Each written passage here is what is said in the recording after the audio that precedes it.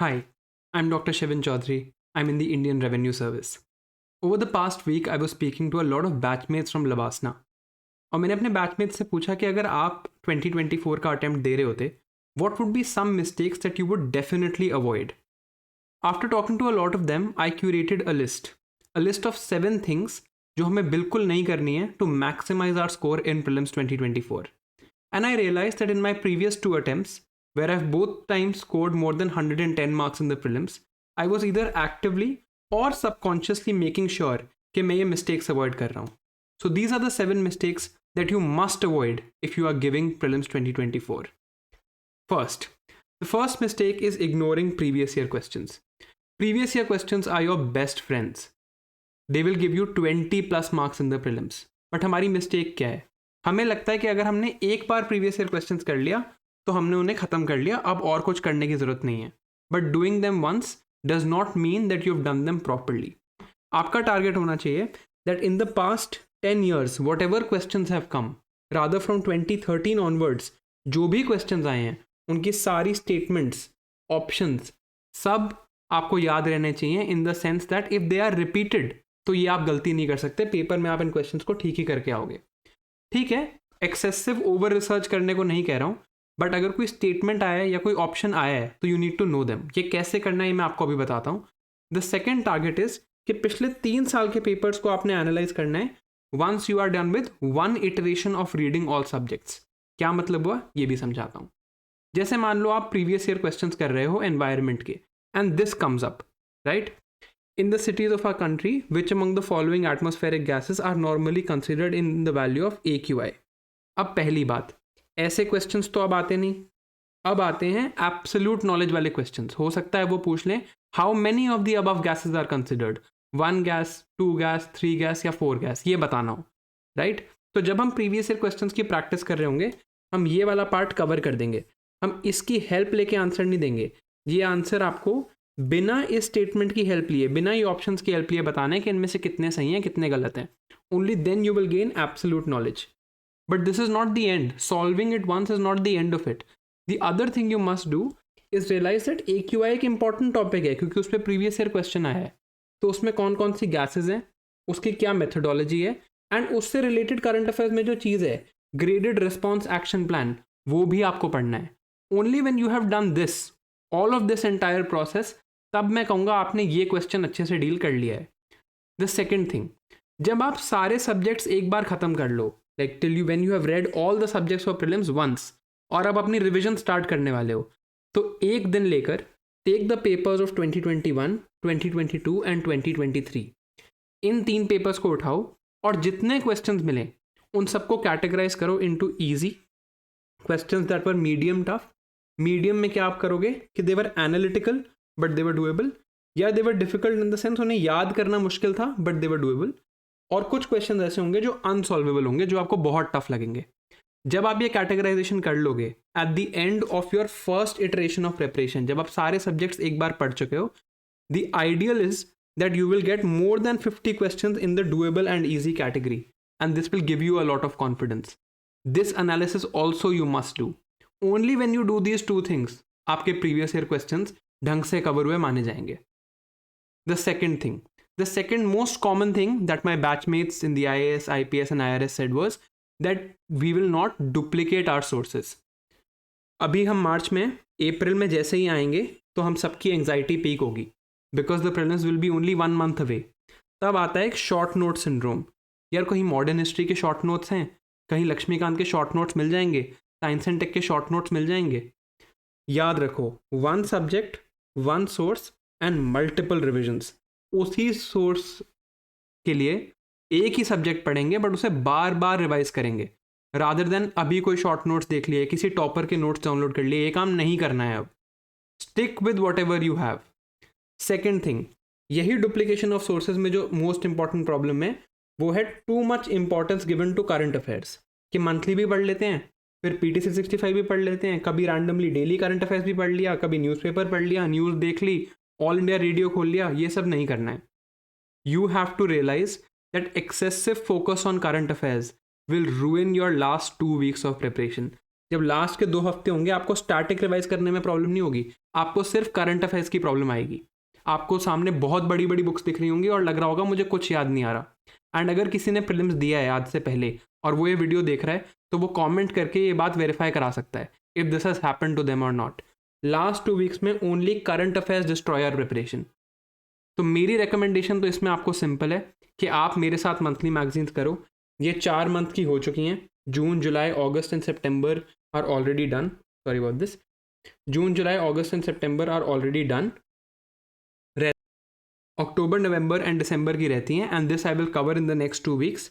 इसके बाद एक अपडेटेड PT 365 आएगी जनवरी और फरवरी की, और मार्च और अप्रैल के 2 डॉक्यूमेंट्स आएंगे। एक में जैन फेब की इन्फॉर्मेशन होगी, एक में मार्च अप्रैल की इन्फॉर्मेशन होगी। ये भी मैं अपने यूट्यूब चैनल पे कवर करूंगा। तो for current affairs you don't have to do anything else other than what I am doing with you. इसके अलावा भी PT 365 में 1-2 चीज़ें होंगी जो मैं आपको पढ़ने को बोलूँगा, बट वो मैं आपको मार्क करके दे दूंगा।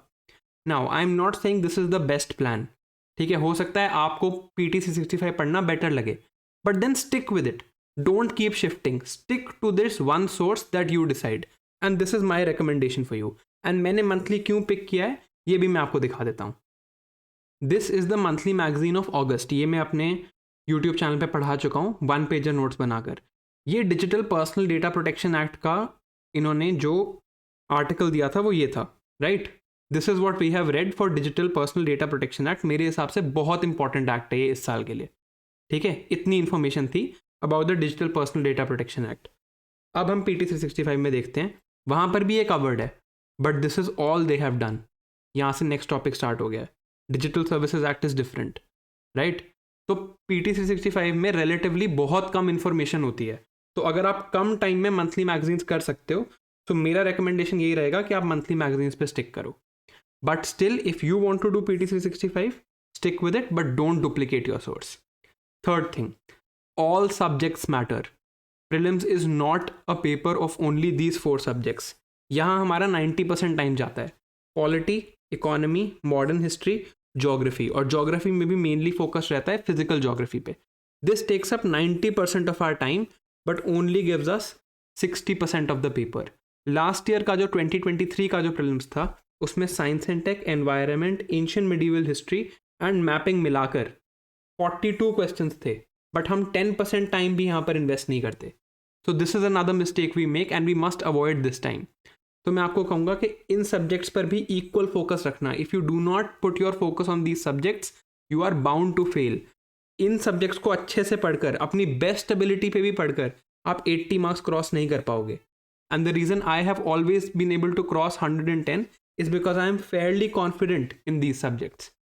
एक और चीज़, science and tech and environment पढ़ने का मतलब ये नहीं है कि आप उनकी PT 365 या मंथली पढ़ लो। आर्ट एंड कल्चर पढ़ने का मतलब ये नहीं है कि आपने नितिन सिंघानिया सर की बुक एक बार पढ़ ली है। मैपिंग के लिए तो already I have told you a detail strategy on my YouTube. तो यहाँ पर करना क्या है, साइंस एंड टेक और एनवायरनमेंट के लिए जो मैंने लास्ट ईयर कोर्स पढ़ाया था that had everything covered from almost every source that is available in the market. उससे ज़्यादा कॉम्प्रिहेंसिव आपको कुछ नहीं मिल सकता। And next week I will freely give you the notes of all the notes of my course for both science and tech and environment. I'll release them. तो आप वहाँ से पढ़ सकते हो. That will be your single point solution. इसके अलावा आपको कुछ करने की ज़रूरत नहीं है. दूसरी चीज़, आर्ट एंड कल्चर को कैसे कवर करना है, इसके लिए एक detailed strategy will be up on this YouTube channel with in the next 2 weeks. And art and culture आप वहाँ से फॉलो करना. बट आर्ट एंड कल्चर और एंशिएंट मेडिवल हिस्ट्री को इग्नोर करना will be something that can destroy your attempt. तो इस subject को बिल्कुल भी इग्नोर नहीं करना है at any cost. Now the fourth mistake that we made, for test we will wait till the last minute. हमें लगता है कि टेस्ट एक फाइनल प्रोडक्ट है कि मैं पहले सारा सब्जेक्ट पढ़ लेता हूँ या पढ़ लेती हूँ एंड अब मैं जाके टेस्ट दूंगी एंड में. Right, this is a huge mistake. Testing is not your final product. Testing is a source for improvement. Test देने से हमें ये भी पता चलता है कि पढ़ना कैसे है. Were we reading relevant things और इरेलीवेंट थिंग्स. तो एक चीज़ हमें अब याद रखनी है कि आज से अगर हमने डिसाइड कर लिया if we have fixed a day to give a test कि इस दिन मुझे हर संडे आज से टेस्ट देना है या this is the test that I have to give, उस दिन पर आपको टेस्ट देना ही है रिगार्डलेस ऑफ वेदर आपका सिलेबस कंप्लीट हुआ है या नहीं. This will teach you discipline and B this will also teach you to deal with questions that you haven't read. Test के लिए लास्ट मिनट तक वेट नहीं करना है, हमें टेस्ट देते रहने हैं, बिकॉज लास्ट 2 वीक्स में वैसे भी हमसे टेस्ट नहीं दिए जाएंगे. So this is the time, this is the perfect time for testing. So don't wait till the last minute. Second thing, once you have given the test, focus रहता है हमारा स्कोर पे. मेरा स्कोर कितना है, मैं अपने फ्रेंड से कंपेयर करूं, मैं लास्ट ईयर के प्रीलिम्स से कट ऑफ देखूं, स्कोर मैटर नहीं करता. Your analysis of the test matters. और ये एनालिसिस कैसे करना है, इस पर I recently made a video and that is the first link in the description. This is how you are suppose to give test. Now next mistake, CSAT will be done later. हम CSAT को account ही नहीं करते अपने plans में. हम सब डरते ज़रूर हैं CSAT से, बट हम सोचते हैं कि हम बाद में कर लेंगे. But this later never comes. हम सोचते हैं कि हर दिन हम 1 घंटा CSAT पे लगा लेंगे, but that 1 hour per day never works, because हमारे इतने सारे और टारगेट्स होते हैं कि CSAT के लिए हम टाइम निकाल ही नहीं पाते. So I am asking you to keep a dedicated time frame for CSAT, जहाँ पर आप और कुछ नहीं पढ़ोगे. So the next 6 to 7 days are like this, and I'll explain the plan in just a minute. But you need to keep some dedicated time for CSAT. दूसरी चीज़ जो मैं करता था, which I found really helpful, was use CSAT to kill your boredom. आप अपनी table पे बैठे हो और आप सुबह से पॉलिटी पढ़ रहे हो, you will get bored. आप हिस्ट्री पढ़ रहे हो, 6-7 घंटे हो चुके हैं, you will get bored after a time. Randomly pick up some previous year questions and do 5 to 6 CSAT questions. इससे क्या होगा?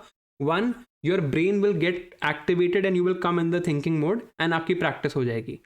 But even this random question solving is not a substitute for putting dedicated time frame for CSAT. एक dedicated time frame रखना है जिसमें आप सिर्फ CSAT की तैयारी करोगे.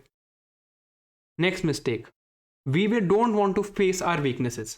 हम backlogs को ignore करते हैं.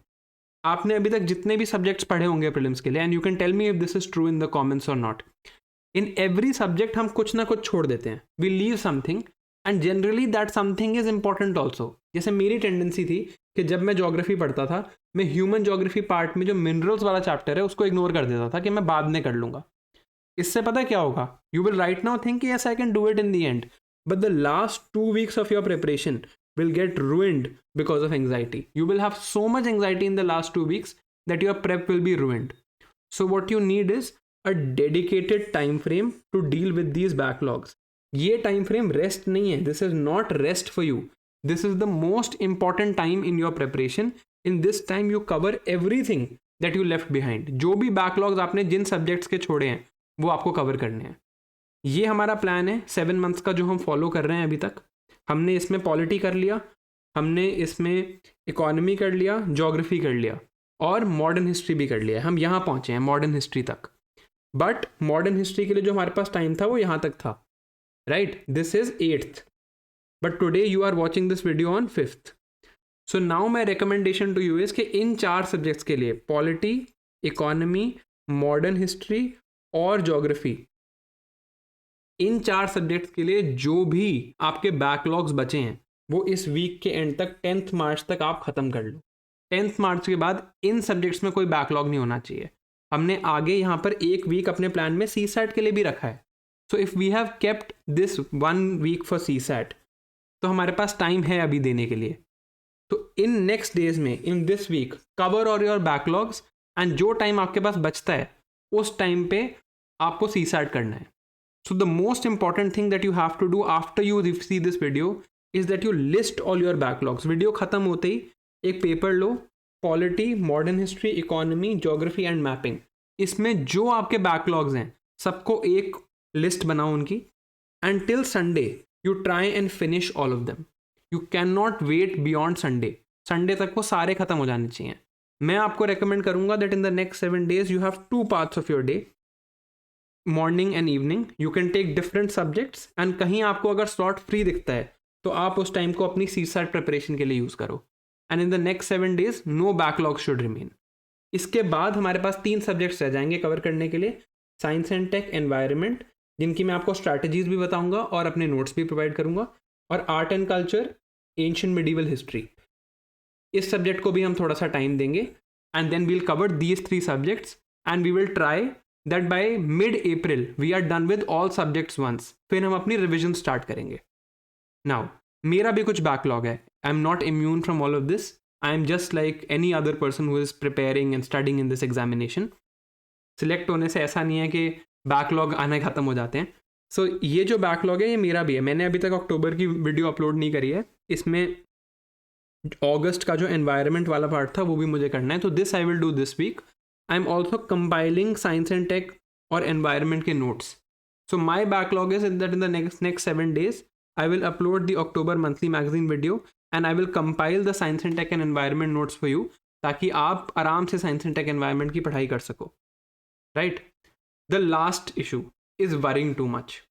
आपको अभी या तो ये रियलाइज़ होगा या थोड़े टाइम बाद होगा कि इतना हो जाता है हमारा टेंशन और एंग्जाइटी कि जब हम कुछ पढ़ भी रहे हैं ना, even when we are reading something our focus is lacking and we are thinking about something else, कि यार ये सब्जेक्ट रहता है, दूसरा सब्जेक्ट रहता है, etcetera etcetera. So let me tell you something. देखो यार, for anybody who has cleared this exam, for anybody who is in the services, for anybody जिसने प्रीलिम्स भी आज तक निकाला है, just know they are not doing anything different. उनके पास कोई स्पेशल बुक नहीं है, उनके पास कोई स्पेशल टेस्ट सीरीज़ नहीं है, कोई स्पेशल कंपाइलेशन ऑफ MCQs या प्रीवियस ईयर क्वेश्चंस नहीं है। They are reading the same material that you are reading, they are doing the same test that you are doing. The only difference is that they are doing it calmly and they are getting a better efficiency. So stay calm. ऐसा कुछ भी नहीं है जो आपको accessible नहीं है और किसी previous topper को या किसी selected person को था। I have also read the same books that you are reading, right? The only difference जो आप में और एक किसी selected या topper में आया होगा जब आपने अगर पहले attempt दिया होगा, वो यही होगा कि उनकी efficiency better रही होगी। And to have a good efficiency you need to stay calm. If you are following the plan that I have given you, if you are following the videos that I am making for you, trust me, you are on the right track. Just trust the process. And this is the final message of this video, that you must trust the process and you must trust yourself. So, to ensure that we all trust the process, हम comments में जाएंगे video के and we will write, I will clear prelims 2024. You need to have confidence in yourself. You need to have confidence in your ability to perform. Only if you have this confidence in you will your preparation bear fruit. Thank you for watching. I will upload the October monthly video in the next few days. And उसके बाद हम जो बचे हुए 3 subjects हैं for this year's prelims, science and tech, environment और art and culture, उनका plan बनाएंगे और उनसे डील करेंगे। Thank you and see you next time.